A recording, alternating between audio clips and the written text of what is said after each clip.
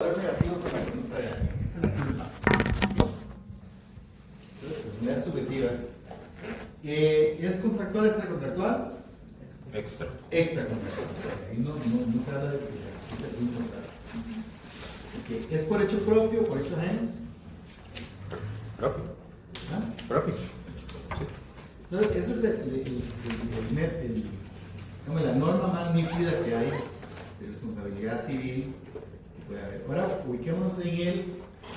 Siempre es propio, siempre es propio, digamos, en este caso, porque, por ejemplo, en la patria potestad, un niño, no sé, que haga algo.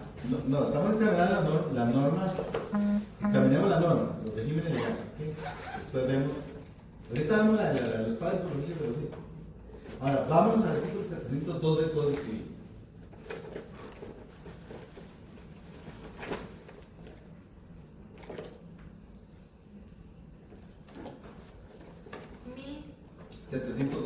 del Código Civil.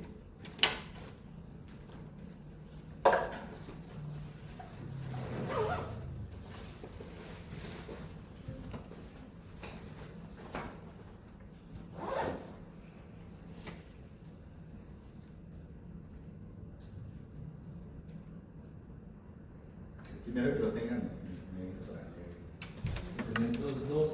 Sí. El deudor que falta el cumplimiento de su obligación, sea en la sustancia, sea en el modo, sea responsable por el mismo hecho de daños y perjuicios que ocasiona a su acreedor, a no ser que la falta provenga de hecho de este, fuerza mayor o caso fortuito. Ok, ahí tenemos otra cláusula, otra norma general de responsabilidad civil. Entonces, esa norma, léela otra vez, para que ustedes me digan si es subjetiva o asubjetiva. Entonces, ¿El deudor? el deudor que falta el cumplimiento de su obligación, sea en la sustancia, sea en el modo, será responsable por el mismo hecho de los daños y perjuicios que ocasione a su acreedor, a no ser que la falta provenga de hecho de este, fuerza mayor o caso fortuito. Okay. Esa norma será subjetiva o será objetiva? Objetiva, yo creo que es. Porque, bueno, ahí, por lo que veo, lo que importa es el hecho y que se causó un daño, no el dolo o la intención o si hubo culpa. Sí. Veamos la respuesta de hecho, el deudor que falta su obligación. Que falta el cumplimiento. Que falta el cumplimiento de su obligación. Y dice, sea en La sustancia o o en el modo. en el modo. Eso de la sustancia en el modo después ser un cumplimiento total o parcial. Okay. Una ejecución defectuosa o una inejecución. Eso es lo que quiere decir. Pero tenemos aquí un deudor que incumple una obligación. Entonces aquí, para determinar si es subjetiva o es objetiva, hay que pasar por el análisis de qué tipo de obligación es. Porque si es una obligación de medios, la responsabilidad civil es subjetiva. Si es de resultado, se considera objetiva. ¿Okay? Veamos una obligación de medios tradicional, la más arquetípica de todas las obligaciones de medios. Saben que en las obligaciones de medios el deudor se obliga a un actuar diligente, pero no le garantiza al acreedor que va a obtener algo favorable. Típicamente la obligación de medios, usted lo va a defender en un proceso penal. Yo voy a actuar, usted es el defensor o la defensora. ¿A qué se obliga usted como defensor o defensora? Usted se obliga a defenderlo de manera diligente y con pericia, conforme a su leal saber y entender profesional. ¿Sí? Usted va a cumplir un trabajo diligente. Ahora, ¿usted le garantiza que lo van a absolver o que lo van a sobreseer? Usted como defensor penalista, no se puede. No se puede. ¿Okay? Es una obligación de medios. Casi los abogados cuando llevamos juicios asumimos una obligación de medios. Hacer nuestro esfuerzo para ojalá ganar, pero si perdemos el juicio, yo cumplí el contrato. Si condenan al cliente y el defensor fue diligente, él no cumplió la obligación, él cumplió la obligación. Esa es la obligación de medios, donde la prestación es un compromiso de actuar diligentemente. Igual el médico, neurocirujano, cuando hace una operación delicadísima, de esos días, hace poco hablé con un neurocirujano, ¿qué trabajo más sacrificado? No toma café, no se toma un trago, no toma Coca-Cola, nada que le pueda alterar el pulso. La dieta rigurosísima, porque para operar dice que dura 12, 14 horas en recorrer 3 milímetros dentro del cerebro. Ahí. O sea, un trabajo delicadísimo. El neurocirujano asume una obligación de resultado de que el paciente salga bien. Asume una obligación de medios. Actuar diligentemente. ¿Sí? Bueno. Otra obligación de medios, ¿cuál podría ser?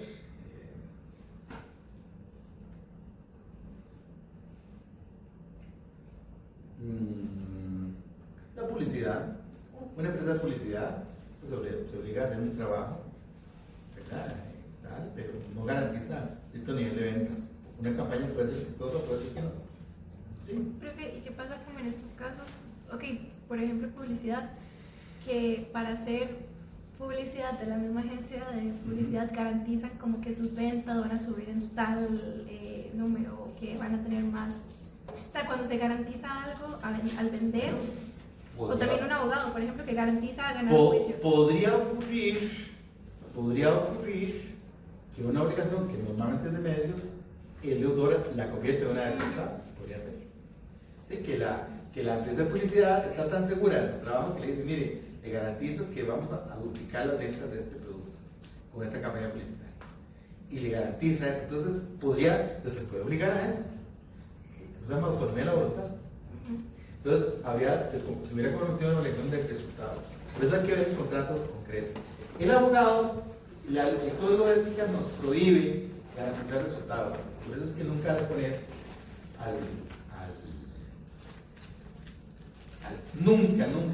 yo nunca le he ofrecido a mi cliente que le garantice un resultado. Ni puedes ponerlo en el contrato, eso entiende, de que le vas a garantir el resultado. Ahora, sí se puede poner una obligación, un premio ligado al resultado. Eso es diferente. Si ganamos, me pagan $100,000. ¿Ok?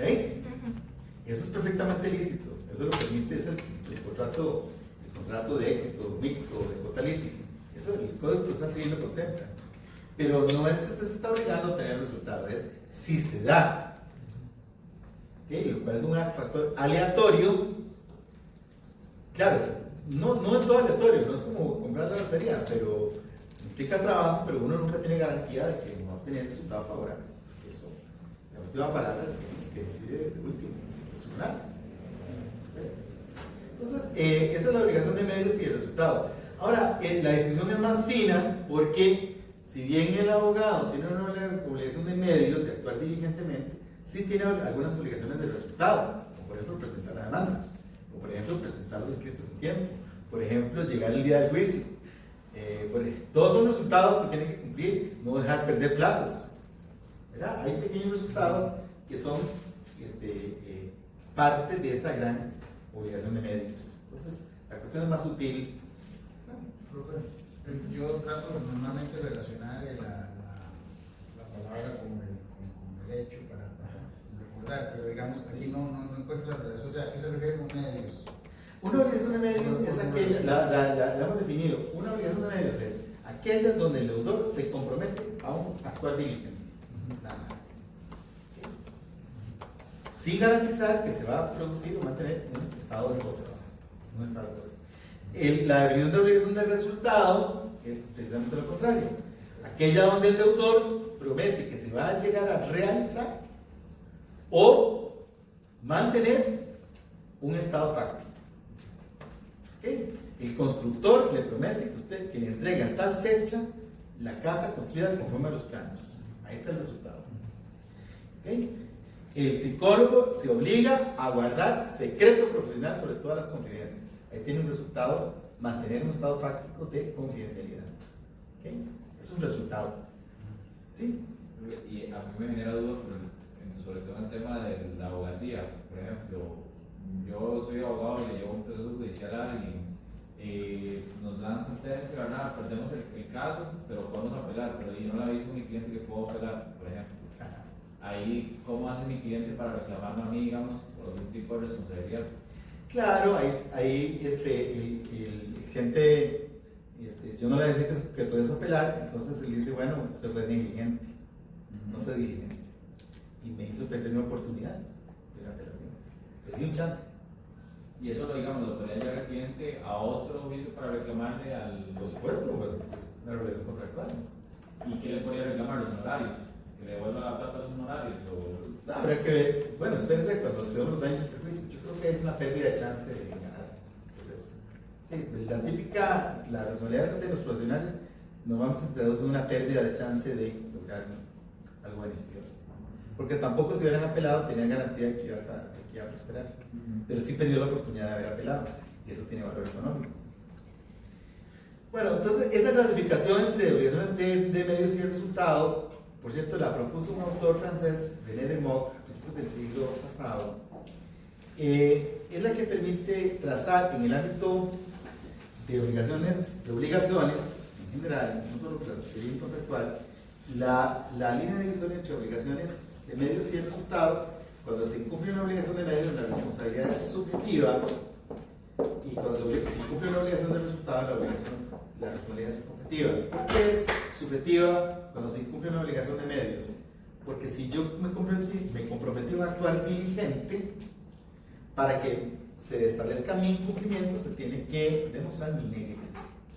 Es decir, comparar mi conducta contractual con el modelo de deber ser de la diligencia. ¿Ok? Y ese modelo de deber ser se alimenta de muchos estándares. Si es el neurocirujano, se va a alimentar del estándar de lo que se llama la lex artis, de la neurocirugía en ese momento histórico y de acuerdo con la especialidad que tenga esta persona. ¿Okay? Ese modelo de deber ser se va adaptando a las circunstancias y a las... Entonces, siempre cuando se habla de una obligación de medios, lo cual se refleja, el Código Civil a veces habla de que se debe actuar con la diligencia del buen padre de familia. El fiduciario, le dice el Código de Comercio, debe actuar con la diligencia del buen padre de familia. Este concepto de la diligencia del buen padre de familia es un concepto arcaico, ¿verdad? Por cierto, una vez hice a mis estudiantes de privado una tarea de que encontraran algunas de las normas machistas que todavía están en el Código Civil. Bueno, ahí tiene una, la diligencia del buen padre de familia. Ese concepto se ha sustituido más modernamente por la diligencia de la persona normalmente razonable y prudente. O sea, padre o madre. Pero ese concepto de buen padre de familia es el concepto que define la responsabilidad subjetiva. Porque hay que elaborar en el caso concreto, cómo se hubiera comportado el buen padre de familia o la persona normalmente diligente y prudente. ¿Okay? Y contrastar la conducta histórica del sujeto.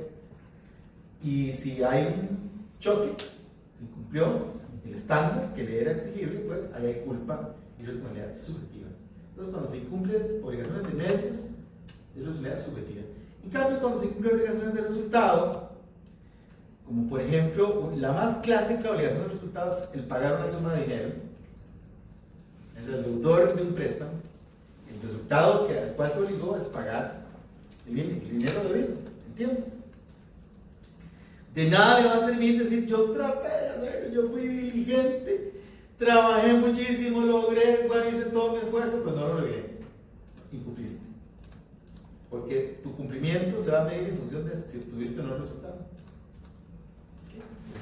Entonces, claro, vamos a ver más adelante que esas dos categorías no son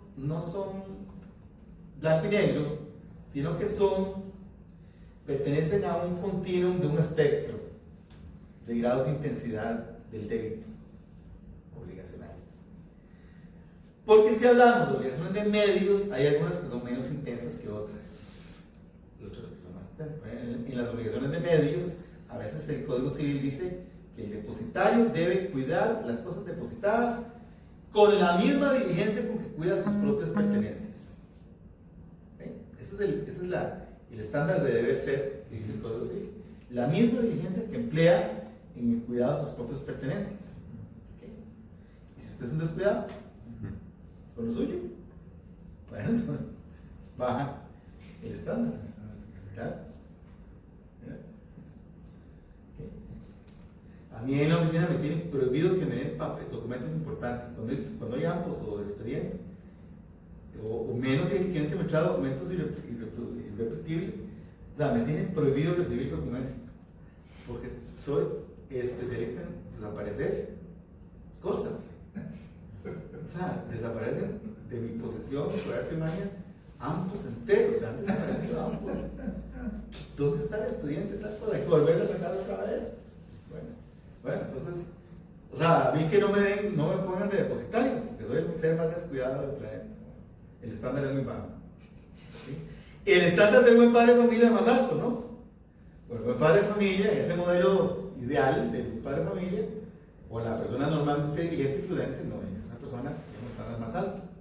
Después hay un estándar todavía más alto que el buen padre de familia, que es promedio, que es el mejor esfuerzo. En inglés le llaman the best efforts duty, obligación de mejor esfuerzo. Esa ya está cerca de la responsabilidad objetiva, porque el deudor se obliga a hacer todo lo que está de su parte. Tiene que recorrer la milla extra para lograr intentar satisfacer el interés contractual del acreedor. El mejor esfuerzo. ¿Okay?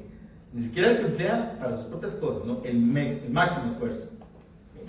Y creo que esa obligación de mejor esfuerzo, que se puede poner en un contrato, ¿verdad? Se hará el mejor esfuerzo para tal cosa. Y una vez vi un contrato donde el deudor se obligó a hacer el mejor esfuerzo para lograr que su acreedor obtuviera una exención fiscal. Entonces, cuando usted pone eso, como que se invierte la carga de la prueba. El que se obligó a dar el mejor esfuerzo tiene que documentar que dio el mejor esfuerzo. Cuando le diga a su acreedor, usted no hizo el mejor esfuerzo, él tiene que decir, sí, aquí tengo la prueba que sí hice el mejor esfuerzo. Hice esto, hice el otro, aquí está esto, aquí está esto. Hice todo lo que estaba a mi alcance, pero no se logró. Pero sí hice todo lo que estaba a mi alcance. ¿Ves? La obligación del mejor esfuerzo. Después del mejor esfuerzo ya entramos a la obligación de resultado. ¿Verdad? Ya no era el mejor esfuerzo para obtener el permiso municipal, sino obtener el permiso municipal. Se obliga a dar el permiso municipal. Ah, bueno, ya es un resultado. ¿Okay? Ya entramos en el territorio donde la falta de culpa no exonera a nadie porque no interesa. Pero hay que demostrar que si se logró no el resultado. Entonces tenemos una obligación básica del resultado que de acuerdo con lo que lea, ¿tienes todavía el artículo 702 a mano? 702. Sí. Sí, que tengo. Léelo otra vez. El deudor que falta el cumplimiento de su obligación, sea en la sustancia, sea en el modo, será responsable por el mismo hecho de los daños y perjuicios que ocasiona su acreedor. ¿A no ser qué? A no ser que la falta provenga de hecho de fuerza mayor o caso fortuito. Okay. Incluso el deudor de una obligación de resultado se puede exonerar demostrando la ruptura del nexo causal. Y lo que se llama la defensa de causa extraña, que ahí está enunciada en el artículo 702, son fuerza mayor, caso fortuito, hecho del acreedor, o culpa a la víctima, que se llama también. A veces a ese se le agrega otro que es el hecho de un tercero. Son las defensas de causa extraña porque lo que se dice, mire, es que el daño que usted sufrió, acreedor, no fue por culpa mía, no fue por mi incumplimiento, sino fue por un hecho suyo, usted causó su propio daño. Como le diría el médico, el odontólogo, mira, usted se le infeccionó esa muela, no porque yo le haya hecho mal al procedimiento, es que yo le receté este medicamento y usted no se lo tomó. Usted tiene que tomarse este antibiótico, usted no se lo tomó. Entonces ahí se rompe el nexo causal, no fue que yo incumplí, sino que usted causó su propio daño. ¿Verdad? Eso se llama el hecho del acreedor o culpa a la víctima. O el deudor de una obligación de resultado, yo tenía que entregar la casa de habitación ya construida en el mes de septiembre y resultó ser que antes de entregar vino un terremoto, un huracán grado 5 y no pude cumplir, fuerza mayor. ¿Okay? El caso fortuito tiene dos connotaciones, tiene muchas, pero una es que es sinónimo de fuerza mayor y la otra son los misterios sin resolver. Un caso fortuito es algo que pasa y no se encuentra la razón. Como cuando se perdió un avión y nunca apareció. Usted no sabe qué pasó, es un misterio sin resolver. Usted no puede decir que hubo una fuerza mayor, porque usted no sabe qué fue lo que pasó. No sabe qué fue lo que pasó con el avión, ¿verdad? O con esa persona que desapareció. Es un caso fortuito. Y el hecho del tercero también. Cuando un tercero interviene, usted tenía que entregar una mercancía y el tercero le puso una ametralladora y le dijo, deme todo esto, un asalto a mano armada. ¿Okay? Bueno, se robó la mercadería, entonces yo tengo una justificación. Entonces esa es la obligación de resultado promedio, que no se exonera por falta de culpa, pero sí por ruptura del nexo causal. Un accidente, causa extraña, fuerza mayor, culpa de la víctima, caso fortuito, hecho de tercero. Pero todavía hay obligaciones de resultado de un nivel de intensidad superior, más intensas aún, donde el deudor ni siquiera se puede exonerar invocando fuerza mayor. El ejemplo más característico son los accidentes aéreos, de pasajeros. El transportista aéreo no se puede exonerar diciendo que el avión sucumbió por mal clima. Lo partió un rayo. ¿Ok? Eso es una fuerza mayor clásica. Pero cuando uno examina el convenio de Montreal, dice que la fuerza mayor no exonera al transportista aéreo. Se me viene a la cabeza un caso que estoy viendo ahorita en la oficina de un título de valor con un pagaré, ¿verdad? Bueno, en realidad es una factura que están cobrando, ¿verdad? A un comerciante de un mini super, ¿verdad? Y que desde diciembre no paga lo que debería haber pagado. Sí. Y revisando ahí un poco el tema, ¿verdad? Me fijo y veo que en diciembre recibió un asalto en su comercio, le pegaron un balazo y obviamente ya no está trabajando. Y le están cobrando de igual manera porque no puede llegar y alegar algo porque ahí está la factura y se tiene que cobrar sí o sí. Sí, ese ejemplo que pones es excelente porque nos revela una particularidad que tiene la obligación de pagar una suma de dinero. Se aplica desde el tiempo del derecho romano una máxima, un aforismo, se llama genera non peremunt, el género no perece. Entonces, cuando alguien debe una suma de dinero, prácticamente no se puede exonerar nunca por fuerza mayor, porque si él no podía producirlo, tiene que sacarlo donde sea. La obligación de pagar una suma de dinero no se exonera por fuerza mayor. Me robaron el dinero, me asaltaron, me enfermé, no pude trabajar. Igual el banco te va a sacar a remate la propiedad. La obligación es... Hay un caso donde yo creo que sí debería exonerar la fuerza mayor, pero es un caso, lo tengo por ahí escrito, usted lo va a encontrar, pero es un caso como hipotético, que es cuando el acreedor, por ejemplo un banquero, le presta una plata a un deudor a sabiendas de que ese préstamo se va a pagar con una actividad productiva que tiene el deudor. Son los préstamos de desarrollo. El banco le presta $1 millón para que él haga una granja de cría de pollos. ¿Sí? Entonces el banco sabe que no le van a pagar si esa granja de pollos no funciona. Si sobreviene una epidemia y se mueren todos los pollitos, a mí me parece que esa fuerza mayor sí exonera al deudor. ¿Por qué? Porque el banco sabía que la fuente de repago era esa actividad productiva. Lo he encontrado, no es una idea mía, lo he encontrado en algunos textos que dicen que sí, en ese caso la fuerza mayor debería exonerar al deudor. Pero nunca he visto jurisprudencia de eso.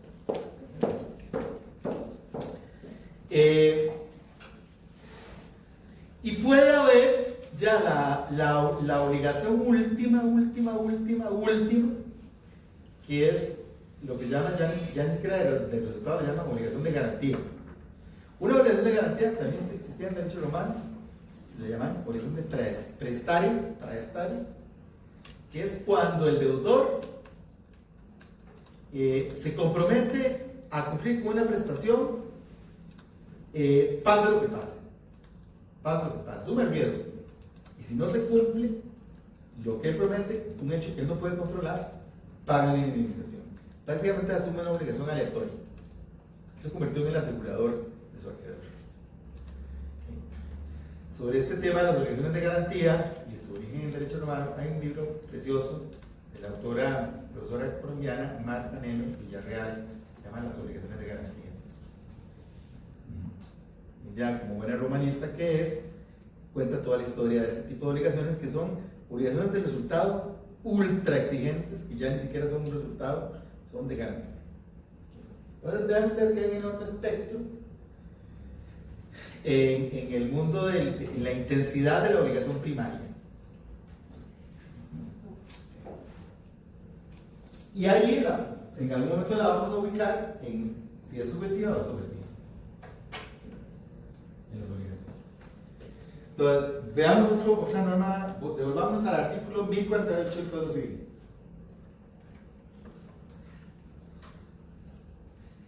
Perdonen, olvidamos catalogar el 702. Sí. ¿Es contractual o es extracontractual? ¿El 702? Contractual. Bueno, eso dirían todos los jueces. A mí me parece que el 702, usted lo ve donde está ubicado, es obligacional. Y las obligaciones pueden ser de origen contractual, de origen extracontractual, por delitos y cuasidelitos, de origen cuasi contractual y de origen legal. Esa norma del 702 se aplica a todo tipo de obligaciones. ¿Cuál podría ser una obligación del resultado que sea extracontractual? ¿Qué chica me da la pregunta? Bien. Tomemos el artículo 1045 del Código Civil, ya lo vimos. El que por dolo, falta, negligencia causó un daño a otro, debe repararlo junto con los perjuicios. Ahí está la obligación del resultado. ¿Ves? Entonces, el incumplimiento de un deber extracontractual, el debido cuidado, ¿okay? El no dañar a otros, eso es un deber extracontractual. ¿Okay? Yo tengo ese deber con todos ustedes. En el momento yo transgrado ese deber y le causo un daño a alguno de ustedes, en ese momento nació la obligación de reparar el daño. ¿Cierto? ¿Cuándo nace la obligación en el accidente de tránsito, en el choque? ¿Cuando se produce el choque o cuando el juez condena? Cuando se produce. Cuando se produce el choque. Porque la norma nos dice, todo aquel que por dolo o falta de negligencia causa un daño a otro y un juez lo condena, tiene que reparar el daño. La norma dice no, a la persona que en el mundo extrajudicial causó un daño a otro por culpa, tiene que reparar el daño.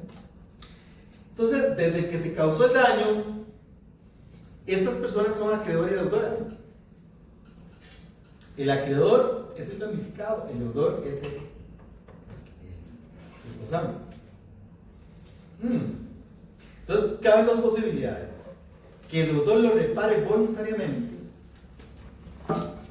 acéptese, yo fui el culpable de este accidente, ¿cuántos fueron los daños? Vamos, y yo te lo reparo, yo le pago el taller y le pago te reparo el carro, o lo pagamos con pollo, él repara el daño. O que se vuelva un carebar y diga, no fue culpa mía, fue culpa suya, ¿para qué me golpeó por detrás? ¿Okay? O sea, se vuelve fresco y dice, no, yo no soy culpable. Y entonces hay que llevarla a juicio. Entonces, cuando hay que llevar a una persona a juicio, ustedes pueden observar que se le están reclamando dos hechos generadores de responsabilidad civil. Uno, el primario. ¿Por qué se saltó el alto o por qué venía viendo el celular cuando venía manejando y me chocó? La falta del deber de cuidado. Ese es el primer hecho generador de responsabilidad civil. Pero luego hay otro hecho generador de responsabilidad civil. ¿Por qué no me reparó voluntariamente? Usted está usted está cobrando una obligación que está vencida desde el día 1 y han pasado muchos años y no ha reparado el daño. Entonces hay dos hechos generadores de responsabilidad civil. ¿Okay? Son dos. ¿Okay? En ese libro, ustedes tienen que, yo les regalé, puse esa teoría como si fuera un invento mío, en realidad no es un invento mío, porque ahí ya puse, fue un invento. El doble hecho generador de responsabilidad civil encabeza a la misma persona. Esta idea me ha servido muchísimo para reclamar reparación integral, muchísimo en los tribunales, se la regalo. Hagan plata con él. El caso más clásico, donde la dice valer, fue en el caso de un avión que chocó contra unos búfalos. El avión de mi cliente aterriza en Coto 47 de noche para recoger a un paciente que le habían resultado en la caja en San José, hospital. Y cuando aterriza el avión, no se dan cuenta que estaban unos búfalos en la pista de aterrizaje. Y choca el avión contra los búfalos. Felizmente no se murieron los pilotos, pero sí los búfalos. Y el avión destrozado. ¿Okay? Entonces, el cliente tenía ese avión y tenía una pequeña empresa de transporte aéreo, y ese era su avión estrella, porque es el único que podía volar de noche y transportar pacientes, que ese es su principal negocio, desde la zona sur hasta San José y viceversa. Él tenía contratos con la caja, siempre que hacer un transporte aéreo de un paciente, entonces él daba ese servicio. Pero sin el avión se le cayó el negocio y se le cayó la empresa. Entonces fuimos donde el responsable, que era, les digo el nombre porque ya ese asunto ya pasó por sala, ya es una sentencia pública, y que era Palmatica, la dueña de los búfalos, y dijo, miren, indemnicen al señor con su póliza, que repárenle el avión, que pueda comprar otro avión. Es claramente culpa de ustedes. Es claramente culpa de ustedes. Si Palmatica, que tiene toda la capacidad económica de girarle el cheque de los $200,000 o de forzar a su asegurador el INSS de que indemnizara, lo hubiera hecho, hasta ahí hubiera llegado la historia. Solamente un hecho generador de responsabilidad civil, que es la negligencia de tener búfalos en la pista de aterrizaje, de haberlos permitido que se escaparan. Esos búfalos los utilizan para labores agrícolas. Las plantaciones tienen muchas funciones, son animales de trabajo, pero se habían escapado por negligencia de Palmatica y estaban en la pista de aterrizaje. Entonces, ¿qué pasó? ¿Cuál fue la reacción de la empresa Palmatica? No es culpa de nosotros. O sea, defender lo indefendible, pero no es culpa de Palmatica, es culpa del abogado que pusieron. Hay una forma, hay ciertos colegas que yo diría que son, ojalá que ya están quedando en la historia, criados digamos, con malas mañas de antes, que aunque tenga un caso obvio, nunca le recomiendan al cliente reconocer su responsabilidad, nunca le recomiendan al cliente arreglar, sino que todo es negarlo todo y que me demanden, ir a juicio. No hubo más remedio que demandarnos y ir a juicio. Pero, ¿cuál fue la pérdida del cliente? El cliente perdió los $200,000 que valía el avión, pero conforme pasaba el tiempo, la pérdida principal empezó a ser el lucro cesante de la actividad de transporte aéreo. Y ese lucro cesante estaba conectado al incumplimiento de la obligación de reparar el daño. ¿Ves? Ahí es donde planteé los dos hechos generadores de responsabilidad civil, que es, antes de que pasara el accidente, Palmatica incumplió el deber de no dañar a otros, el deber jurídico de no dañar a otros con la cuestión de los búfalos. ¿Okay? El incumplimiento de ese deber jurídico generó el daño de la pérdida de la vida. Pero ya generado ese hecho dañoso y nacida la obligación de reparar el daño, que es una obligación del resultado, porque vean que esa es la norma, debe reparar los daños junto con los perjuicios, no debe intentar reparar, debe hacer su mejor esfuerzo, no debe reparar, es un resultado, ¿no? La obligación de reparar el daño es una obligación de resultado, no es de medios. Entonces, la carga probatoria se invierte. El doctor tiene que mostrar por qué no cumplió, tiene que demostrar que fue hecho del acreedor, fuerza mayor, culpa de la víctima. Y la parte final del 702 del Código Civil. ¿Me van siguiendo? Entonces, como no quiso repararle y estaba en incumplimiento de esa obligación de reparación, el efecto de eso fue el lucro cesante por la pérdida de la actividad productiva. Y se planteó deliberadamente ese argumento. En la audiencia de conciliación le dijimos al abogado, señor, repárele el avión y el señor lo que necesita es el avión. No, vamos hasta el final con esto. Entonces dice un truco malévolo, le voy a dar una maña. Dice un truco malévolo, se las paso. Estamos en la audiencia de conciliación y el señor no, que nada. Entonces yo le dije, vea, me hace una cosa. Yo sé por qué usted no quiere pagar eso y yo sé por qué la aseguradora no quiere pagar, porque es que por lo general en las demandas el demandado obtiene un provecho de no reparar, porque obtiene el provecho de que pasa el tiempo. Y usted cree que al final de esta demanda su cliente va a pagar los $200,000 del avión y nada más, y que usted tiene un provecho financiero, que más pasa el tiempo, más tiene, digamos, una tasa cero. ¿Sí? ¿Usted cree que tiene una tasa cero? Usted no está tomando en cuenta que se le está creciendo la responsabilidad civil con cada día que pasa. ¿Okay? Y que la demanda contempla una pretensión específica de la actividad productiva que se está perdiendo. ¿Vale? Y por no repararlo hoy, les va a salir más caro. Y estoy seguro que los tribunales, ahí está pues calladito, estoy seguro que los tribunales cuando fallen este caso van a tomar en cuenta el valor de las cosas en el tiempo, el dinero en el tiempo. ¿Okay? ¿Okay? Algo así, y después calladito. Cuando dictó la sentencia, ese mismo juez, fue Talorio, buenísimo, ahora es juez superior, raro fusiló los $200,000 más el lucro se queda como $1 millón de ray, las costas y todo, y empezó a sumar. ¿Okay? Ahí yo creo que sí se deshizo el ilícito lucrativo ahí, porque además el peritaje de daños generó una valoración compuesta. Lo que ganaba un mes se sumaba y fue creciendo. ¿Ah? Y todo es por ese truco de tener el doble hecho generador de la responsabilidad. ¿Ah? Úselo. ¿Y cómo hizo usted para aportar la prueba de lo que podría haber ganado, digamos, su cliente hicimos un peritaje privado y se nombró un peritaje por la Corte, por el Poder Judicial, y el perito judicial confirmó el peritaje privado.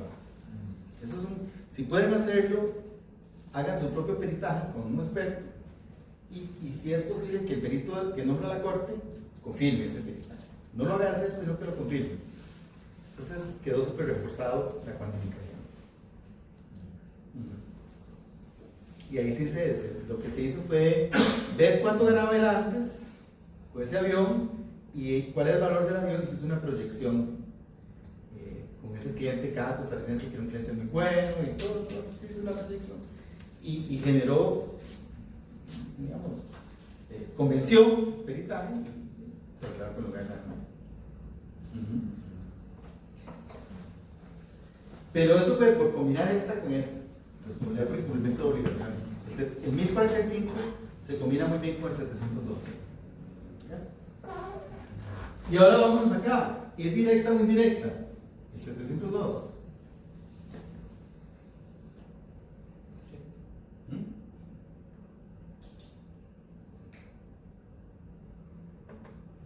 Directa. Porque el deudor que falta su obligación. Ahora pasa en el ámbito contractual. Ocurre que los deudores se valen de ayudantes, trabajadores, subcontratistas, proveedores para cumplir su obligación. Una empresa de turismo te vende un paquete turístico. Bueno, la empresa de turismo no te va a transportar, sino que subcontrata un transportista. manda un chofer, subcontrata al hotel que te va a dar el servicio de turismo. Entonces, en el ámbito contractual, el deudor responde como si fuera un hecho propio por todas las faltas activas y omisivas de las personas de quienes se valió para el cumplimiento de la prestación, como si fuera hecho propio. Entonces, no es responsabilidad nunca por hecho ajeno, es por hecho propio. O sea, ni cabría en la cabeza que él diga, "Ah, no, yo cumplí, pero fue mi trabajador el que incumplió".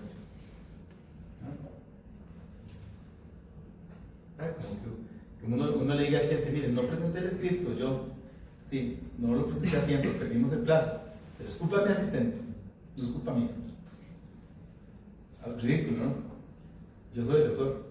Entonces, si fue culpa de mi asistente, es culpa mía. Porque yo ejecuté mi prestación contractual a través de un ayudante. Entonces, sus faltas son mías. Se le pegan al deudor contractual, siempre como hechos propios. En cambio, eso no ocurre en el ámbito extracontractual. Veamos el artículo 1048, párrafo tercero del Código Civil. Esa es una norma súper interesante para el estudio. Dice, sin embargo, no podrá excusar.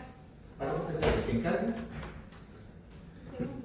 El que encarga a una persona del cumplimiento de uno o muchos actos está obligado a escoger una persona apta para ejecutarlos y a vigilar la ejecución en los límites de la diligencia de un buen padre de familia.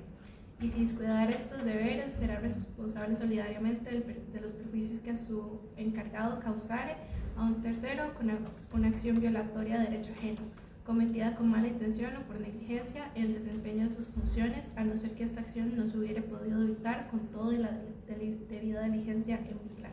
Vean que norma más larga, pero podríamos decir que esa es la norma general de derecho común de la responsabilidad del delegante por los hechos del encargado. Ese es el esquema relacional que se da. Tenemos un delegado, una persona que encarga a otro una vara de funciones, ¿okay? Y ese otro, el encargado, lesiona los derechos de un tercero. Entonces, esa norma regula bajo qué condiciones el delegante responde por los hechos del delegado. Entonces, ubiquémosla acá. ¿Es subjetiva u objetiva? Subjetiva, creo yo. ¿Por qué? Pero eso no lo dice. ¿Por qué? Ni siquiera lo dice. Es ¿Por subjetiva. qué? Recuerden, ¿por qué es subjetiva? Yo tenía entendido que las responsabilidades inhibiyendo y vigilando eran subjetivas, pero pues, Leámoslo otra vez. Es que dice, bueno, el que encarga a una persona del debido cumplimiento de uno o muchos actos, que yo creo que aquí en El la que parte, encargó. ajá, está obligado a escoger una persona para ejecutarlos, apta para ejecutarlos y Escoger a a vigilar la alguien apto. ejecución. Okay, elegir bien. Ujú, en los límites de la diligencia de un buen padre de familia. Lo que acabo de decir es exactamente. Cuando usted ve eso, el buen padre de familia es cómo un buen padre de familia encargaría a alguien que cumpla esta labor. Escogería una persona apta y además lo fiscalizaría. Seguir, por favor. Terminame. ¿Podemos traer la norma? Sí, dice, Sí. el que encarga a una persona del cumplimiento de uno o muchos actos está obligado a escoger una persona apta para ejecutarlos y a vigilar la ejecución en los límites de la diligencia de un buen padre de familia. Y si descuidar estos deberes, será responsable solidariamente de los perjuicios que su encargado causare a un tercero con una acción violatoria del derecho ajeno. ¿Sí? Vean, esta norma es dificilísima de poner en práctica, porque hay que probar que el encargado actuó con culpa. Es una acción violatoria del derecho ajeno. Y hay que probar también que el delegante también tuvo su propia culpa al elegir y al vigilar a su encargado. Y ambas culpas tienen que estar en conexidad causal con el daño. Tenemos dos culpas que hay que probar, ambas en relación causal con el daño. Dificilísimo de aplicar. Y además hay que demostrar que fue en el ejercicio de las funciones delegadas. ¿Verdad? Entonces, esa norma que pues ya vimos que es subjetiva, doblemente subjetiva. Hay que probar dos culpas. ¿Es contractual o extracontractual? ¿Por qué? Extracontractual. Extracontractual, ¿estamos de acuerdo? Entonces, esa viene en el mundo, viene después del 1045, está dentro del capítulo de delitos y cuasi delitos. Eso es, cuando ustedes dan delitos y cuasi delitos, son hechos ilícitos extracontractuales. Por hecho propio, por hecho ajeno. Por hecho ajeno. Por hecho ajeno. Y también propio, ¿no? Por no haber vigilado la ejecución de los límites de No, porque el que causó el daño, bueno, esta es la típica responsabilidad indirecta subjetiva. Entonces, tenés una responsabilidad subjetiva por el hecho culpable ajeno. Extracontractual. Ahí es donde podemos, ven que les dije que estas clasificaciones se mezclan. Se mezclan. Bueno. Ahora leamos el primer párrafo de 1048. El primero. Sí. Los jefes de colegios o escuelas son responsables de los daños causados por sus discípulos menores de 15 años, mientras estén bajo su cuidado. También son responsables los amos por daños que causen sus criados menores de 15 años. Cesará la responsabilidad de las personas dichas si prueban que no habrían podido impedir el hecho que se origina de su responsabilidad, Ok. ni aún con el cuidado y de vigilancia común ordinaria. Ni aún Con el cuidado y vigilancia Ok. común ordinaria. Entonces, aquí tenemos dos normas en una, en realidad son dos párrafos. La responsabilidad de los jefes de colegio por los hechos que causan los alumnos. Eso de jefes de colegio es un lenguaje arcaico que alude a las instituciones educativas. Las instituciones educativas son responsables por los hechos que causan sus alumnos, pero dice, a no ser que prueben que no hubiera podido evitar con la debida diligencia en vigilar. Es igualita a la otra, es una responsabilidad subjetiva porque no lo vigiló al estudiante. Si el estudiante, qué sé yo, le hizo una mala broma a su compañero, le quitó la silla cuando se iba a sentar y este muchacho se cayó y se quebró, se lesionó, bueno, eso no lo podía evitar nadie. Entonces, en ese caso no sería responsable la institución educativa. ¿Verdad? Es inevitable. Okay. Es extracontractual también. Ahora, hay una de los padres por los hechos de los hijos, ahí en esa norma. Ah, no, está en 1046. O 1047. 1047. 1047. Los padres son responsables del daño causado por sus hijos menores de 15 años que habiten en su misma casa. En defecto de los padres son responsables los tutores o encargados del menor. Ok. ¿Esa es subjetiva u objetiva?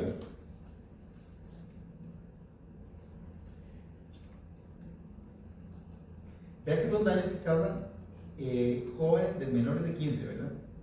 Casi niños. Niños. Sería objetiva. ¿Ah? Objetiva. Léela otra vez. La responsabilidad de los padres, ¿es objetiva o subjetiva? Los padres son responsables del daño causado por sus hijos menores de 15 años que habiten en su misma casa. En defecto de los padres son responsables los tutores o encargados del menor. Vieron que en la interpretación de esa norma, hay una igualita en el código francés, se ha dado a distintas interpretaciones con el tiempo. Al principio decían que era una responsabilidad subjetiva, desde el momento que dice que vive en su misma casa, porque si vive en su misma casa, él está a cargo de su crianza y de su educación. Entonces, se considera que si incumplió los deberes de buena educación, entonces es una culpa. Porque no respondería el padre que no viva con sus hijos. ¿Verdad? Esa norma hay que cambiarla, es una norma totalmente arcaica, ¿verdad? También. Y después la jurisprudencia francesa evolucionó hasta decir, no, esto es una responsabilidad de pleno derecho. O sea, los padres responden por los hechos de sus hijos menores. Entonces, es una responsabilidad objetiva, por hecho, no culpable ajeno.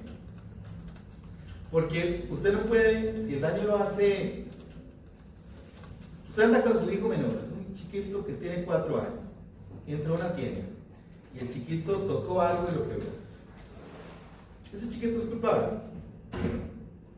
¿No? Usted va a juzgar la conducta de un niño de 5 años con la diligencia del buen padre de familia. Es un contrasentido. Todos los niños, sobre todo los de tierna edad, nunca son culpables.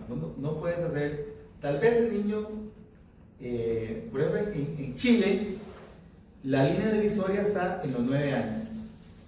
El niño menor de 9 nunca es responsable, nunca, por la falta que comete. De los 9 en adelante sí. ¿Verdad? Pensando en que de los 9 en adelante pueden cometer daños muy, muy serios. ¿Verdad? Hay niños que matan a sus compañeros y llevan armas y hacen unas cosas terribles, terribles. Pero ¿Sí? en Costa Rica no hay como un límite. No, en Costa Rica no existe para los niños ninguna norma que lo exonere de responsabilidad civil personal. Eso está en las primeras normas del Código Civil, después lo vamos a ver. Ok. Pero se ha discutido acá si la responsabilidad de los padres es subjetiva u objetiva, sobre todo cuando hay daños que causan los niños en las escuelas. Recuerdo un caso de un niño que le sacó un ojo a otro compañero con una flecha. Entonces, si respondían los padres por ese hecho. ¿Verdad? Si es objetiva o subjetiva. La jurisprudencia está oscilando, es que la norma no es clara. No está clara. Okay. Profe, ¿Sí? pero al estar en el capítulo de los delitos y cuasidelitos, uno se inclina porque sea subjetivo. No, porque es que ahí, te he dicho que lo mencionas. Ahora lee el párrafo que dice, ¿y si una máquina? Ese es el párrafo quinto, creo. Ajá, dice, y si una persona muriere o fuere lesionada por una máquina motiva, o un vehículo de un ferrocarril, tranvía u otro modo de transporte análogo, la empresa o persona explotadora está obligada a reparar el perjuicio que de ello resulte, si no prueba que el accidente fue causado por fuerza mayor o por propia falta de la persona muerta o lesionada. Okay. Ese régimen es, acaban de leer, subjetivo u objetivo. Objetivo. ¿Por qué? Porque es el resultado, es decir, provoca un daño. Claramente es subjetivo porque proviene del hecho de una explotación de la máquina. El explotador de la máquina no dice que él haya cometido ninguna culpa. Simplemente él era el que estaba obteniendo beneficios económicos de esa máquina de motor. Esa norma responde. La metieron en el Código Civil en 1902, ¿verdad? Pensando en los primeros efectos dañinos de la Revolución Industrial, ¿verdad? Léela otra vez para que veas que es claramente objetiva. Y si una persona muriere o fuere lesionada por una máquina motiva o un vehículo de un ferrocarril, tranvía u otro modo de transporte análogo, la empresa o persona explotadora está obligada a reparar el perjuicio que de ello resulte, si no prueba que el accidente fue causado por fuerza mayor o por la propia falta de la persona muerta o lesionada. Está. Esa es la regla del derecho romano, que si tiene ganancias, tiene la carga. Ubi emolumento, ubi onus, ibi onus. Entonces, el que explota un vehículo, y si este vehículo o cualquier otra máquina de motor lesiona o mata a otra persona, el que explota tiene que reparar los daños. ¿Okay? No hay que probar la culpa. Claramente es una responsabilidad objetiva. ¿Contractual es contractual? ¿Es extracontractual? ¿Directa o indirecta? Ajá. Claramente directa, ahí no está pensando en el hecho de nadie, no es culpa del chofer ni nada. ¿Okay? Es el que explotó la máquina motiva. Pero vean qué interesante, si ustedes son observadores, y en este campo hay que ser súper observadores, dice, y no solo se exonerará si hay, a no ser que dice. Si no prueba que el accidente fue causado por fuerza mayor o por la propia falta de la persona muerta o lesionada. Ok, compáreme esos eximentos con las que están en el 702.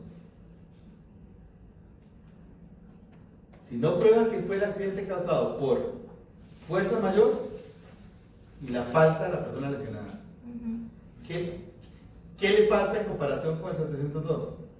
El caso fortuito. Ha habido jurisprudencia, ahí está en el libro, donde ocurre un accidente donde una máquina mata a una persona, pero no se sabe cuál fue la causa de que esa máquina actuara de esa manera, o sea, se produjera el accidente. Hubo un caso que se dio en vía penal, donde las puertas de un camión se abrieron cuando golpearon a un peatón y lo mataron. No, nadie se explicó, no hay ninguna explicación técnica de por qué pasó eso si esas puertas están debidamente cerradas. Es un misterio sin resolver. ¿Okay? Pero da la casualidad que ese párrafo no tiene el caso fortuito como una causa de exoneración. Y la carga probatoria, la eximente la tiene el demandado. Entonces, el demandado no probó ni la fuerza mayor ni la culpa de la víctima, lo condenaron.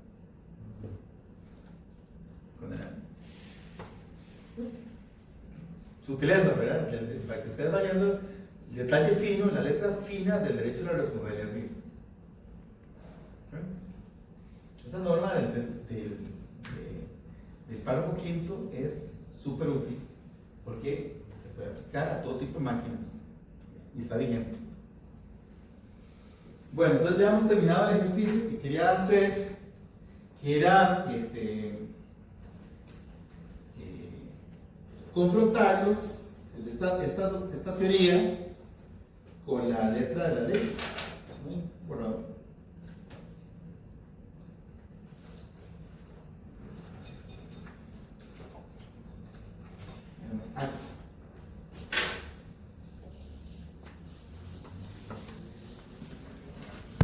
La redacción de las normas puede ser indicada, es complicada, entonces uno tiene que valerse una buena teoría para poder entenderlas, y clasificarlas. Bueno, ahora vamos a dejar atrás las regiones de la responsabilidad civil y hablemos de las condiciones de la responsabilidad. Y las condiciones pueden ser condiciones generales y particulares o específicas. Las condiciones generales, si ustedes, para hacer una analogía, ¿cuáles son las condiciones generales de un delito penal? Tipicidad, Acción típica, antijuricidad y culpabilidad, sí. Antijurídica, culpable y no sé si le agregan más. ¿Okay? Esas son las condiciones y tienen que cumplirse todas para que se condene a alguien. Si faltó una, ya no sigue el análisis, ¿verdad? Lo liberan, lo exoneran, lo absuelven. Entonces, en la responsabilidad civil, para darle una analogía, hay que probar o hay que demostrar que hay un factor de atribución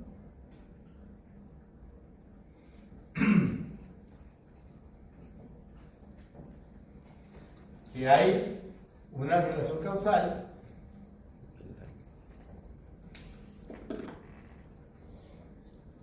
con al menos un daño indemnizable.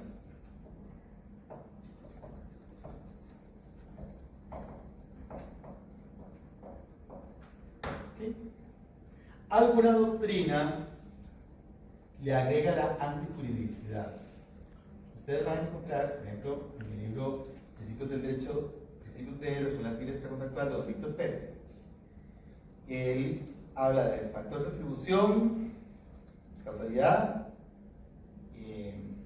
daño y antijuridicidad. Juan Marco Rivero también habla de la antijuridicidad. En mi experiencia, no es necesario hablar de la antijuridicidad. No puede dejarla de lado. Y esto es suficiente para tener una buena teoría de las condiciones de la responsabilidad. Después, poco a poco les voy explicando por qué. ¿Okay? Eso de la antijuridicidad es difícil de entender y se entremezcla mucho con el derecho penal. ¿Okay? Pero si usted tiene un caso, cojamos cualquier caso, usted tiene un factor de atribución, un daño indemnizable y están conectados causalmente, ya tiene todas las de ganar. Nada más se declara con lugar. Claro, esas son las condiciones generales, son comunes a cualquier régimen de responsabilidad. Pero algunos regímenes tienen condiciones específicas o particulares que hay que sumar.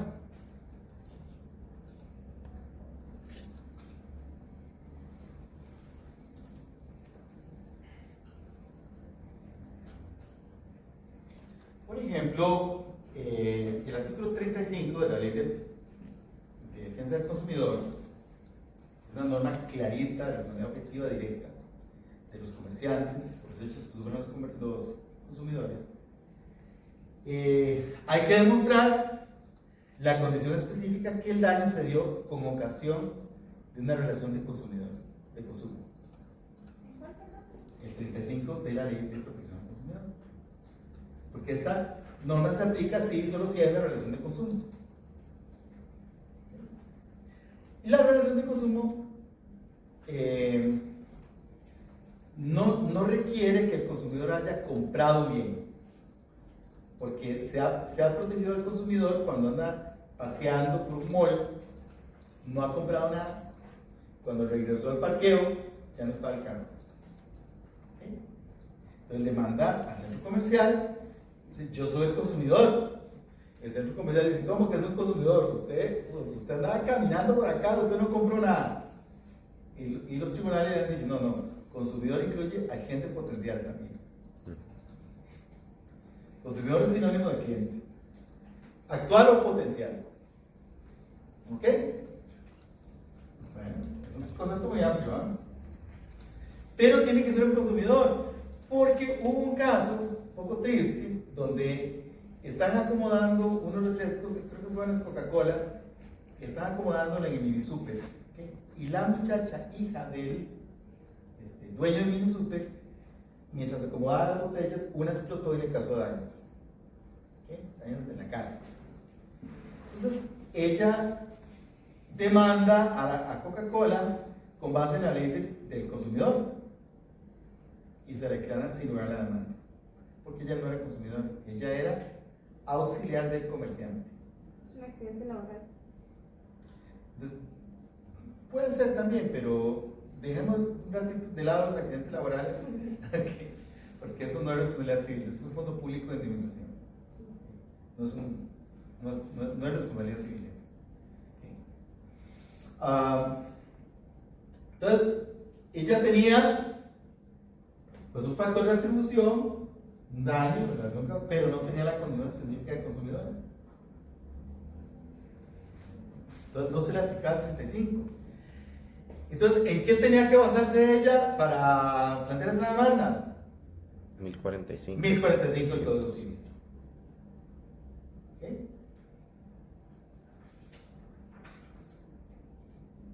¿Ok?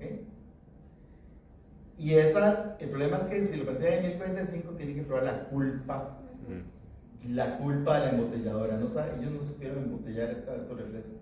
Entonces, dificilísimo. Eso es dificilísimo de probar. Ella declara sin lugar a la demanda. Suena como injusto, pero así. Okay. Veamos otra condición particular. Acabamos de ver la responsabilidad del principal por los hechos del encargado, del delegante por los hechos del encargado. Vean este caso.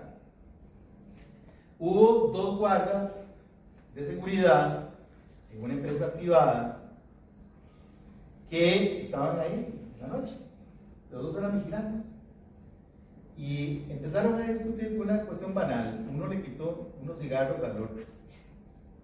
Por una cajetilla de cigarros estaban discutiendo. Y empezaron a discutir, y el otro le increpaba hasta que agarró uno la pistola y lo mató. ¿Cómo son los pleitos? Así son los pleitos. Lamentablemente así pasa, ¿verdad? Los pleitos banales así. Cuando hay armas de por medio terminan en esas tragedias. Entonces, la familia del occiso demandó a la empresa y basó su demanda en el artículo 1048 del Código Civil, en ese párrafo de la responsabilidad del delegante por los hechos del delegado. Es decir, la empresa, usted delegante, tiene que responder por los daños que causó su encargado, el guarda de seguridad.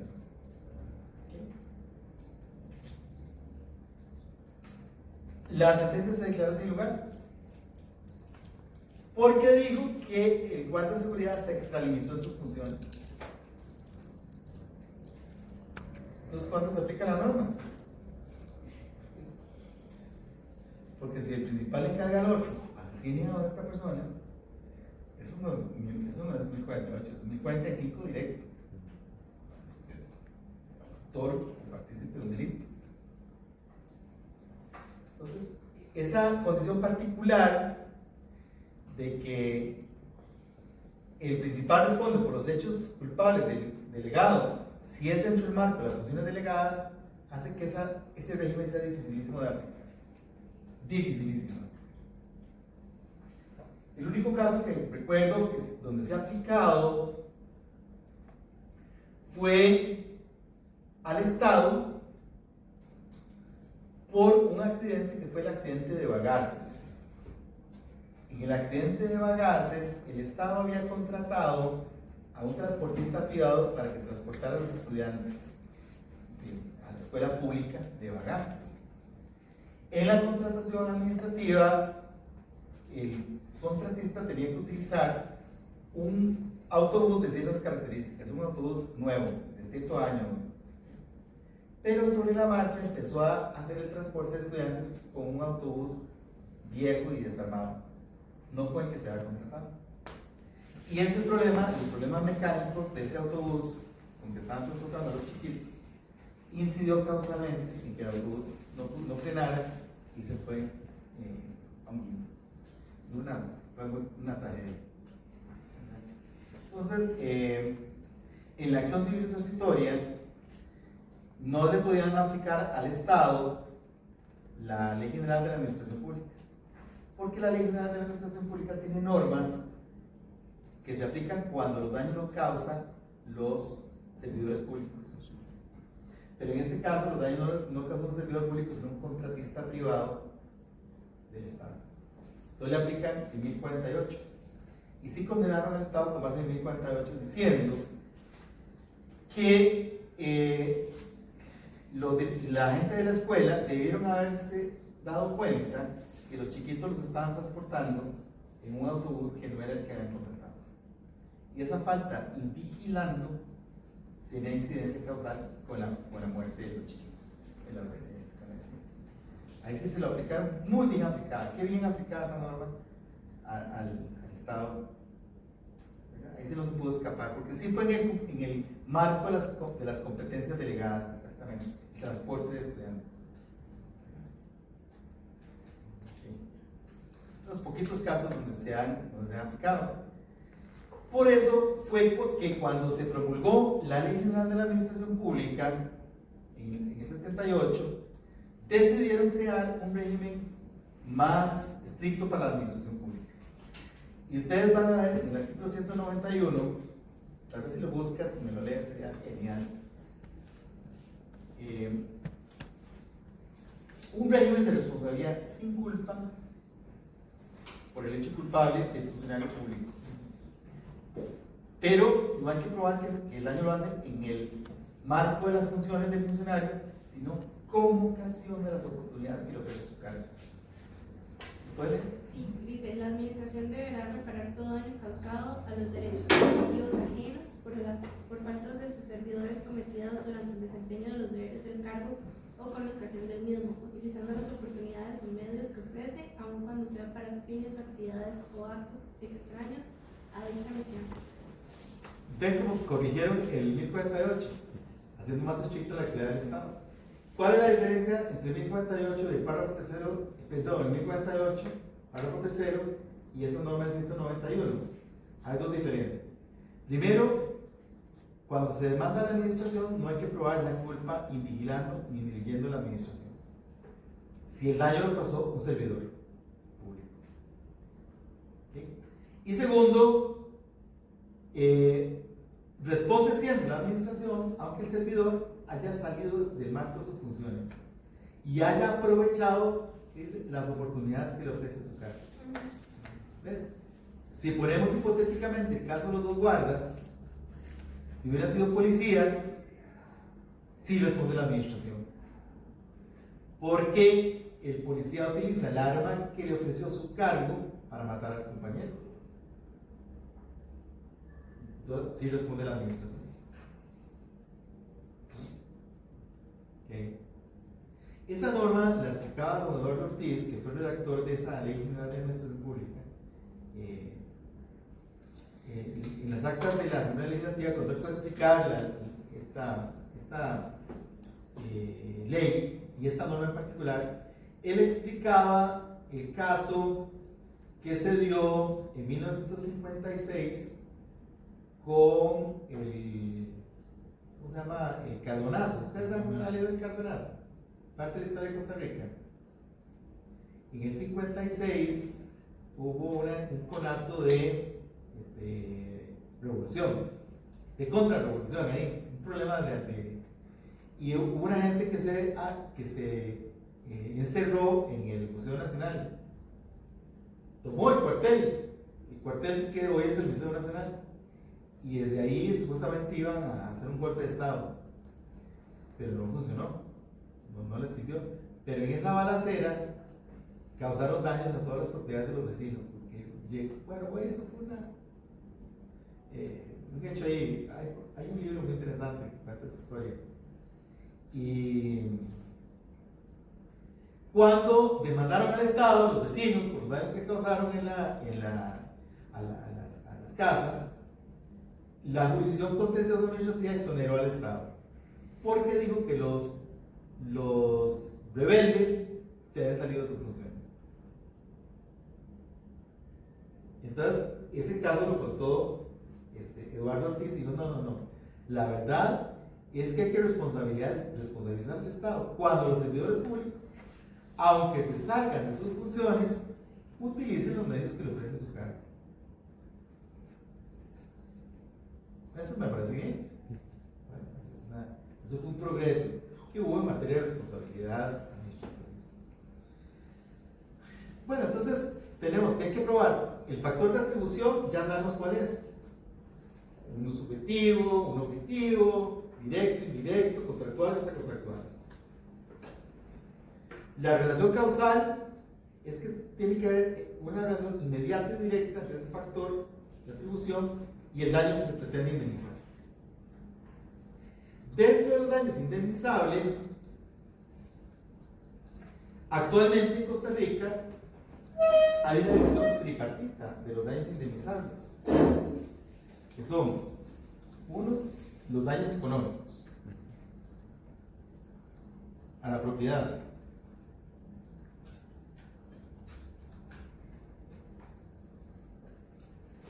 Dos, los daños morales en sentido estricto. Sufrimiento, la pérdida de un ser querido, dolor físico, el oprobio y la vergüenza, todos los sentimientos negativos que una persona experimenta por culpa de otro. Y los daños a la persona incluyen el daño a su salud y a su integridad física y a su salud mental, daños psicológicos, integridad psicofísica. Antes eran solo estos dos, daños a la propiedad y daños morales. En el año 2011 la sala primera, una sentencia muy interesante de redactor don Román Solís, decidió subdividir en tres, y esto se hizo calcado sobre el artículo 41 de la Constitución Política. Ocurriendo las leyes, todos habrán de encontrar reparación de los daños y injurias que sufren en su propiedad, persona e intereses morales. Entonces, sobre ese trípode se han ido construyendo los daños indemnizables. Dentro de los daños a la propiedad se subdivide el daño, que es lo que perdí, y el perjuicio, que es lo que no gané. Pero poco a poco, se han ido abriendo espacio dentro de los daños indemnizables, otras categorías que no estaban, unas categorías más modernas. De los últimos 20 años para acá, el concepto de pérdida de oportunidad ya se ha ido reconociendo como un daño indemnizable. Pérdida de chance. Pérdida de oportunidad o pérdida de chance. Después les voy a explicar qué es eso, pérdida de chance. Es otro técnico.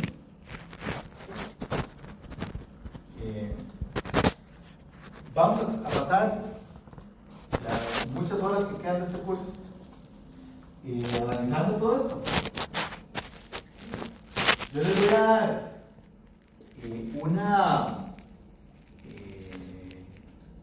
como una lista, un catálogo de daños indemnizables que no está ahí en el libro, que he venido haciendo para una segunda edición.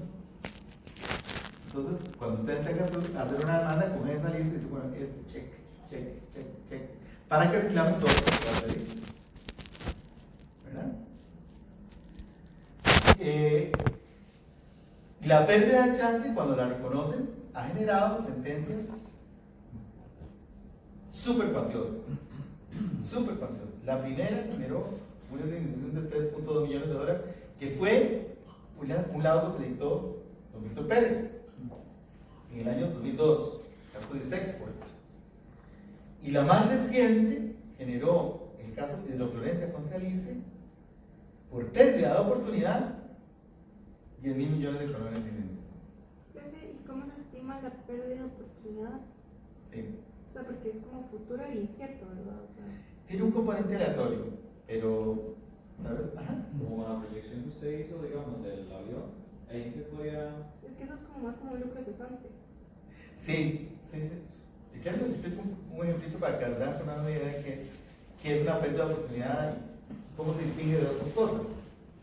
El Tribunal Supremo Español estuvo, como ha estado la sala primera de la Corte, con la pérdida de chance, que un día la quiere y un día no, ¿verdad? Deshojando margaritas, me quieren, ¿verdad? Así ha estado los últimos 20 años, ¿verdad? Que sí, que no, que sí. Bueno, y hasta que le llegó un caso al Tribunal Supremo Español donde se convencieron, sí, no, la pérdida de chance es un criterio autónomo de indemnización. Y resultó ser que un trabajador de una fábrica de helados sufre un accidente laboral. La máquina le amputó la mano. ¿Okay? Llegaron a auxiliarlo los paramédicos de una institución estatal. Me imagino que era una especie de Cruz Roja, pero le pertenecía al Estado. ¿Okay? Y los paramédicos, por supuesto, lo auxilian, ¿verdad? Le paran la hemorragia y recogen la mano con la esperanza de llevarla al centro hospitalario que se la pueden reimplantar. Pero cometen el error de poner la mano no en hielo natural, que es donde hay que ponerla según las técnicas médicas, sino que lo pusieron en hielo sintético. La mano, en una cajita. Cuando la mano llegó al hospital, la mano estaba congelada y muerta. Entonces, ni siquiera los médicos ni siquiera hicieron el intento de reimplantar. Si la hubieran puesto en hielo natural, se preservan ciertos tejidos y él hubiera tenido una esperanza, un chance de que le reimplantaran la mano. ¿Okay? Pero y él demanda al Estado. Todos los jueces dicen, sí, es cierto. ¿Qué fue lo que perdió este muchacho? Perdió por culpa del Estado. No fue que perdió la mano por culpa del Estado, porque eso fue un accidente. Lo que él perdió fue una oportunidad irrepetible de salvar la mano. Pero ni siquiera hay certeza que le iba a salvar, porque de esas operaciones algunas pegan y otras no. Pero sí perdió algo, la oportunidad. ¿Ya? Entonces, sí, es indemnizable la pérdida de oportunidad por sí solita. Los franceses le han llegado al concepto hace muchos años. El concepto en Francia tiene mucha tradición. Y los primeros casos tienen que ver con carreras de caballos. Por culpa de un transportista, el caballo que iba a ganar el derby, o que tenía probabilidad de ganarlo, no llegó a tiempo a la competición y no participó. ¿Ok? Entonces, el dueño del caballo demanda al transportista. El transportista dice, usted no sabe si hubiera ganado. Usted no sabe si hubiera ganado. Solo que tengo una bola de cristal. Pero el dueño del caballo le dice, sí, pero es que yo perdí la oportunidad de que mi caballo participara. ¿Ok? Eso tiene un valor. Entonces, sí. ¿Okay? Es una pérdida de chance. ¿Cuál fue el caso de Disexport, el de Don Víctor? Disexport era una sociedad belga. Entró un consorcio con una sociedad costarricense. No, perdón, Disexport costarricense. Entró un consorcio con la sociedad belga Société Générale de Surveillance. Los dos iban a participar juntitos de la mano en la licitación de revisión técnica de vehículos. Tenían ese acuerdo, ese contrato de consorcio. ¿Cuándo había que presentar la licitación? Especialmente cuando había que poner la plata para la garantía de participación. La sociedad belga se quitó. No, la verdad es que ya no. Entonces, Disexport demandó a la sociedad belga en sede arbitral. Tenía un contrato de consorcio con cláusula arbitral. Y pretendía Disexport que le indemnizaran todo lo que se hubiera ganado si gana la licitación pública. Entonces, la sociedad demandada dice, bueno, ¿usted cómo sabe que iba a ganar la licitación pública? ¿Eso?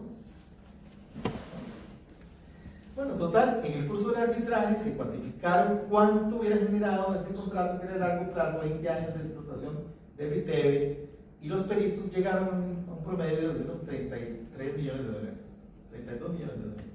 Eso era, voy a decir, la ganancia neta de ese contrato. Si lo hubiera ganado, pero no hay certeza que lo iba a ganar. Pero decía, no, perdón, los abogados de Disexport no conocían nada del concepto de pérdida de chance, nada, cero. Ellos pidieron daños y perjuicios y estaban pidiendo el total de lucro cesante. ¿Okay? Un día aquí en la soda vieja, yo estaba haciendo un trabajo de pérdida de chance, que es ese capítulo que está aquí en el libro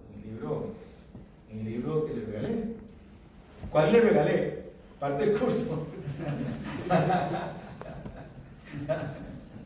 Vean, este capítulo de pérdida de chance, léanlo, por favor, háganme el gusto de que lo lean, porque yo quisiera que algún día todos los capítulos de todo lo que he escrito sean como ese capítulo. Ese capítulo quedó como yo quisiera que quedaran todos, o sea, porque duré como 2 años haciendo el estudio y la investigación y la redacción y todo para que quedara, y se publicó en la revista judicial. Después es ese capítulo que está ahí, léanlo, ahí se explica todo súper bien.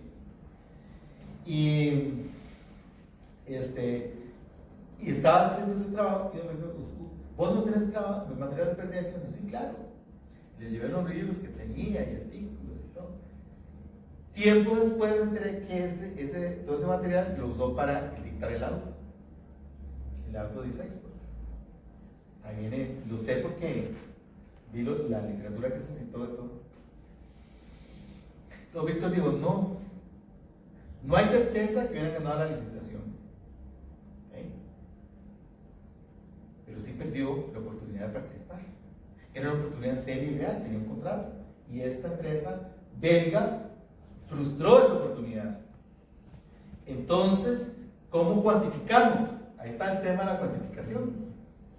¿Cómo cuantificamos?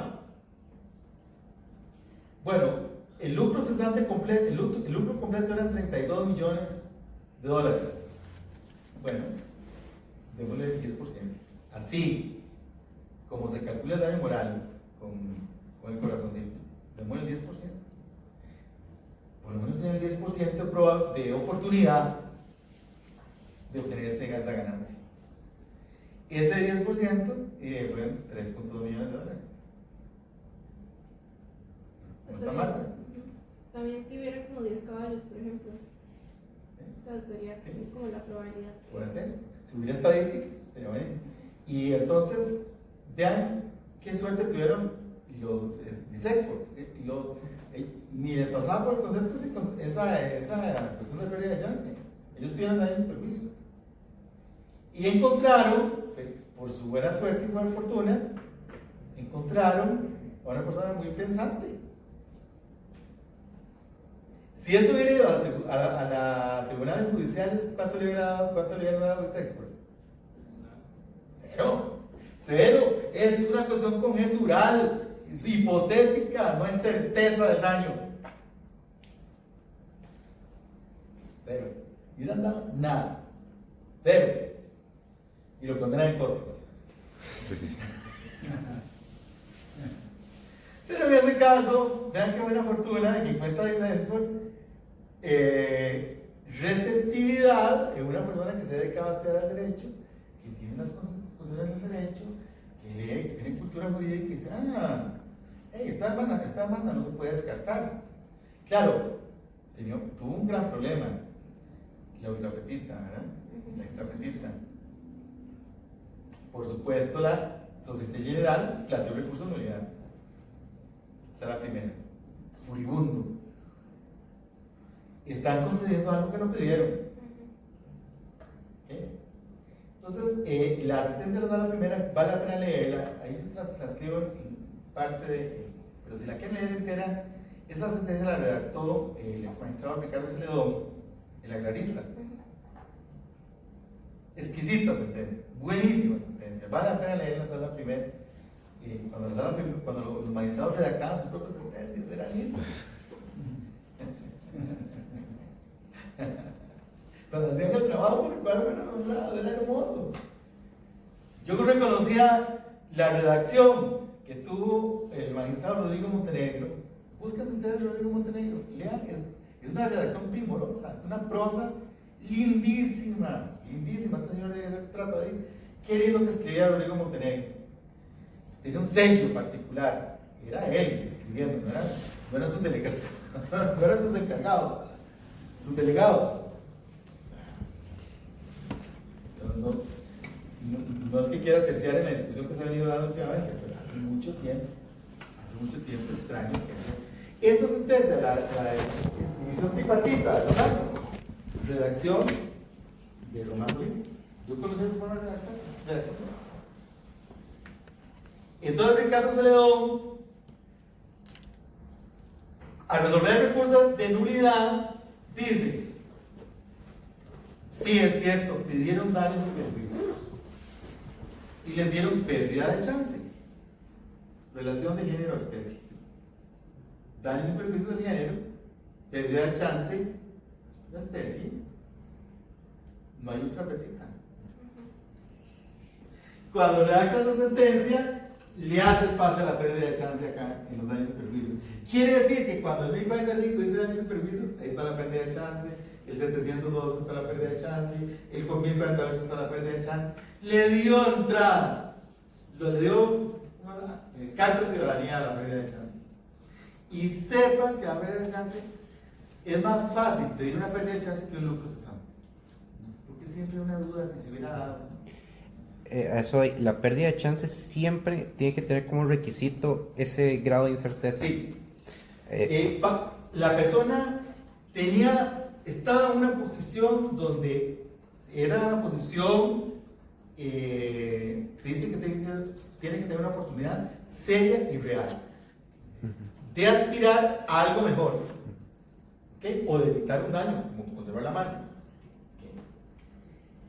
Tiene que tener una posición seria y real, pero nunca se sabe cuál hubiera sido el resultado de la historia. Tenemos una historia que se trunca a medio camino sin que se pueda saber cuál hubiera sido el resultado. Lo que sí es cierto, y ahí donde está el elemento de certeza, lo que sí es cierto es que esa oportunidad fue amputada y que el damnificado perdió algo que era jurídicamente relevante. Es que se me ocurre, por ejemplo, lo mismo de una licitación, pero digamos reducida, que no ocupa un mínimo de participantes. Digamos que él no participó porque le truncaron la oportunidad, pero al final se sabe que el concurso se declaró desierto porque no hubo ningún concursante. Él iba a ser el único, y luego viendo el cartel tenía todas las calificaciones. Ahí no hay un grado de certeza. ¿Eso sería lucro cesante o...? No, es que la división es un continuum, no hay una línea divisoria exacta. Veamos un ejemplito cuando cuando se afecta una carrera profesional. A una persona quedó incapacitada por vida, ya no puede ejercer más su profesión porque quedó incapacitada por vida. ¿Cómo calculan el lucro cesante? Digamos que tuvo esa incapacidad a los 30 años. ¿Okay? Le calculan el lucro cesante con lo que ganaba a los 30 años. Toda la proyección lo hacen en forma lineal, directa, lo que, como si esa persona hubiera seguido ganando lo mismo el resto de su vida. Pero esta persona tenía oportunidad de crecimiento profesional, sobre todo si examina cuál era su trayectoria anterior, una persona que tenía exitosa, que tenía talento, entonces se puede acumular el lucro cesante, que tiene un nivel bastante riguroso de certeza, más la pérdida de oportunidad de crecimiento profesional. Pero tiene que ser una oportunidad seria y real, no puede ser un sueño de grandeza, ¿verdad? Por ejemplo, ustedes conocen, recuerdan de Claudio Polcanicchia, un jugador argentino de El amigo Maradona. jugaba con Maradona. Un amigo Maradona. Él ganó una demanda contra Boca Juniors porque Boca Juniors le frustró la oportunidad de jugar en Europa, lo amarró a un contrato indebidamente y él ganó un juicio contra Boca Juniors por pérdida de oportunidad de desarrollo profesional en Europa. Pero él tenía oportunidad de jugar en Europa porque era una estrella. ¿Okay? Bueno, si a mí me lesionan, yo no puedo reclamar la pérdida de oportunidad de jugar en Real Madrid. Yo no tengo ninguna oportunidad, cero oportunidad de jugar en el Real Madrid, ¿verdad? ¿Cierto? ¿Estamos de acuerdo? Okay. Tengo una oportunidad seria y real, no un sueño que tenía ahí. Okay. Bueno, ahí seguimos. Vean, ¿verdad? Bien.